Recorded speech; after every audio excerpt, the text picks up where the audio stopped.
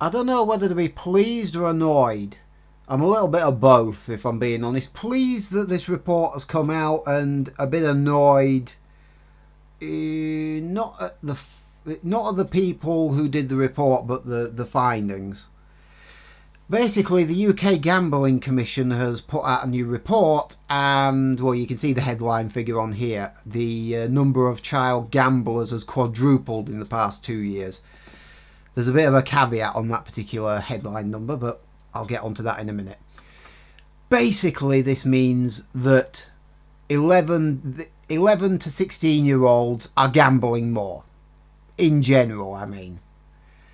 And as far as I'm concerned, loot boxes are gambling. It's why I usually call them gambling boxes. If you buy a box for random content, I don't give a shit if it's not technically gambling. It's gambling, okay? The UK Gambling Commission report. The UK Gambling Commission has already said that loot boxes are not technically gambling.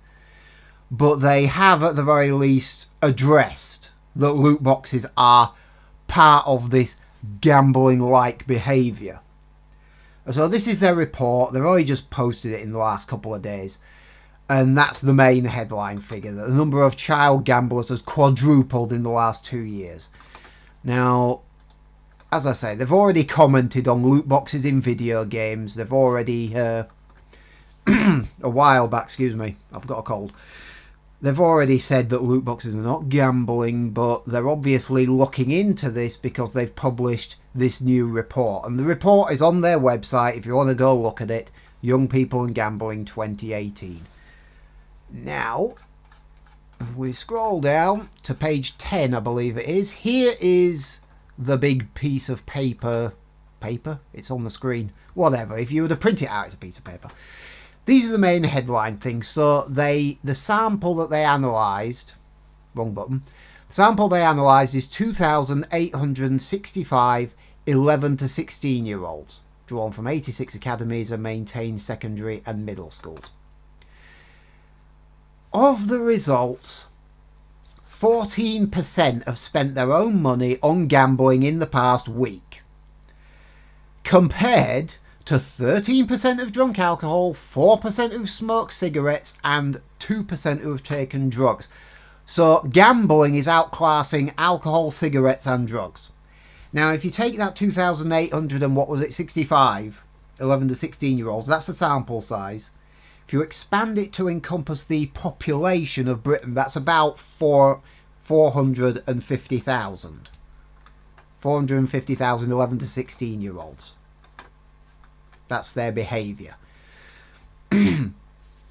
Now, this is the bit that's a little bit more relevant.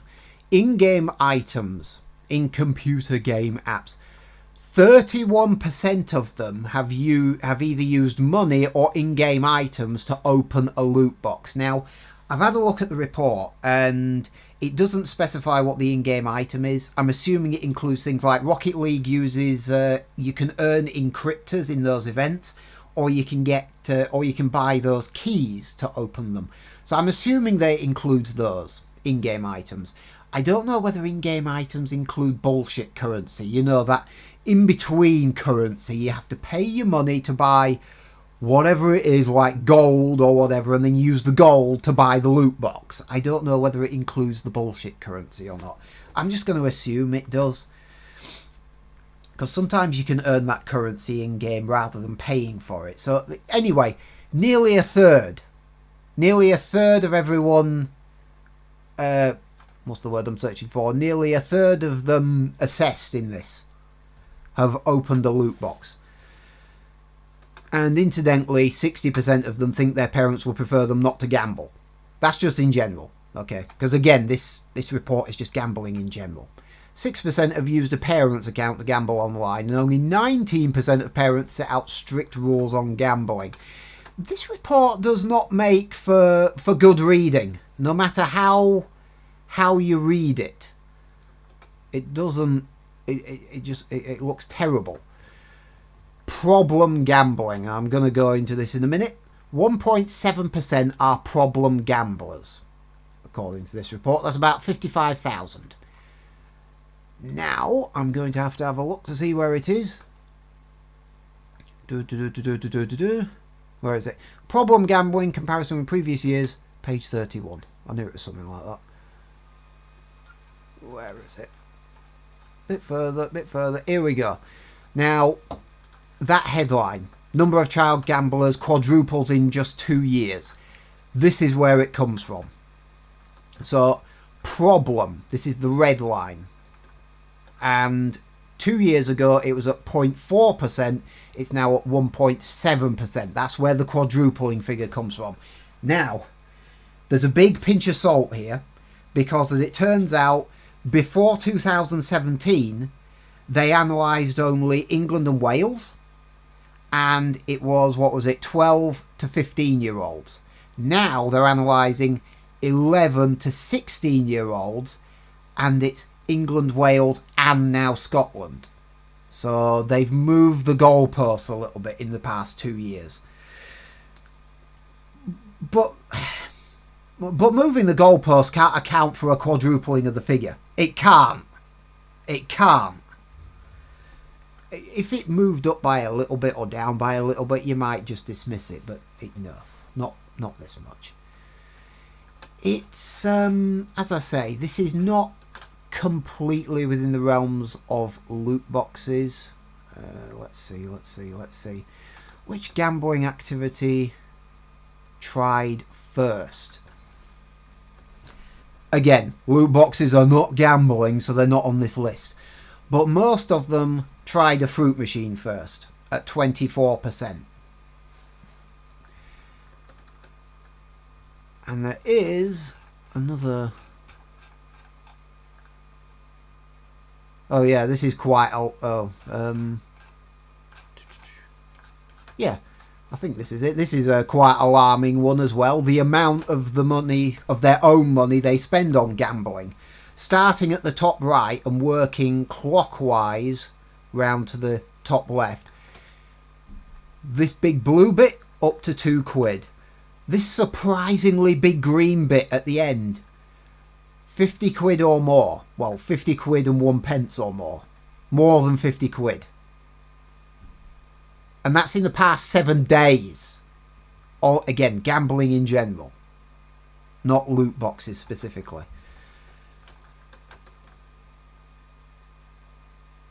Yeah. I mean, you read through this, and I'll put the link in the description below or something. But it doesn't make for comfortable reading, does this? Most gambling participation in the past 12 months, mostly it's fruit machines, private bet for money with friends, playing cards for money with friends.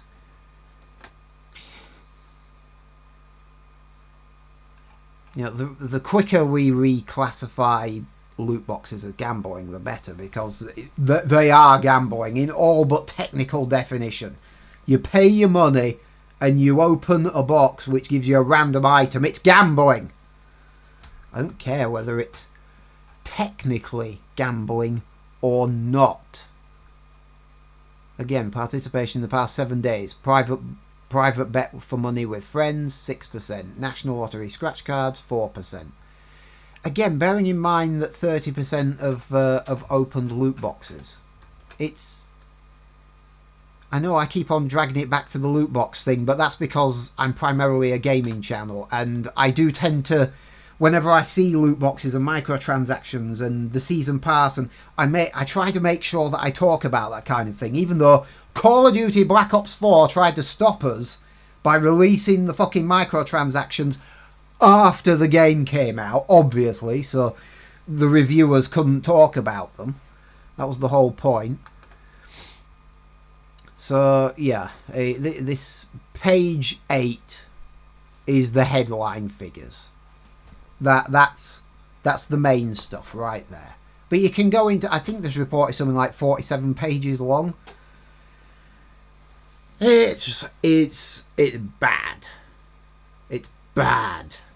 And obviously we've seen Belgium banning loot boxes outright. Several other countries are investigating them, looking into banning them. EA, of course, with, is it FIFA?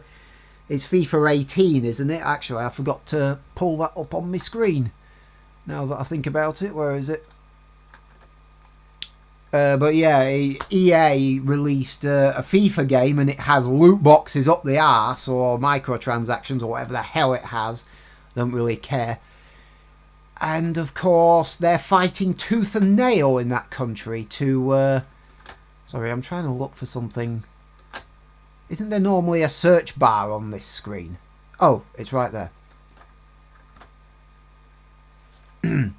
But yeah, they're fighting tooth and nail because Belgium have made loot boxes illegal in their country. And obviously FIFA 19 has some equivalent of that, at the very least. And this is why I pulled this up. You can clearly see that it's got age 3 and above. It's got a PEGI rating of 3. I don't know about anyone else, but last time I checked, gambling had an age restriction on it, and it wasn't fucking 3 years old. As I say, they're fighting tooth and nail in Belgium because they don't see any reason that they should withdraw the microtransactions or the loot boxes or whatever the fuck it is that they have in their game. I don't know and I don't care. And even if they lose that challenge with the Belgian government, their Belgian government is just going to tweak the law until they catch it. Meanwhile, of course, EA will be reworking next year's event, next year's game, so that they don't get caught by the law. Obviously, they'll figure out some way around it, some sneaky, snaky way to avoid the technical definition of gambling. Obviously, the law is very slow to respond to this kind of bullshit. And technology leaps forwards in massive bounds. And yeah, at this point, I do feel the need to thank EA, because in a way they've shot themselves in the arse, not just the foot, because it's their Star Wars Battlefront EA 2 that has suddenly refocused everyone's attention on loot boxes. You know, you never piss off Star Wars fans. It never. Pay to win mechanics in a Star Wars game. Yeah, that was a good idea, EA. And now they're having to fight to keep their own FIFA game alive in Belgium. It's a pity they're not having a fight to keep it alive in more places. Ah, dear. Anyway, that's the UK's position. That's mainly what I was talking about. Loot boxes in video games. Quicker they're banned, the better. I don't think, incidentally, that microtransactions in general should be banned, because obviously you've got games like, for example, DC Universe Online and Warframe are the two that I like on the PlayStation 4. And they have microtransactions in them. But microtransactions are free-to-play mechanics. And those are free-to-play games.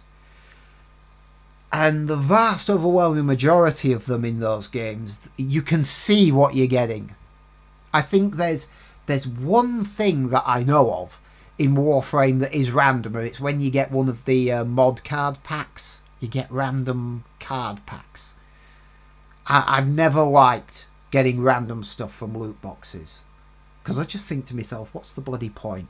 I'm going to pay something and I don't know if I'm going to get anything for it, because something that I don't want is as good as getting nothing at all.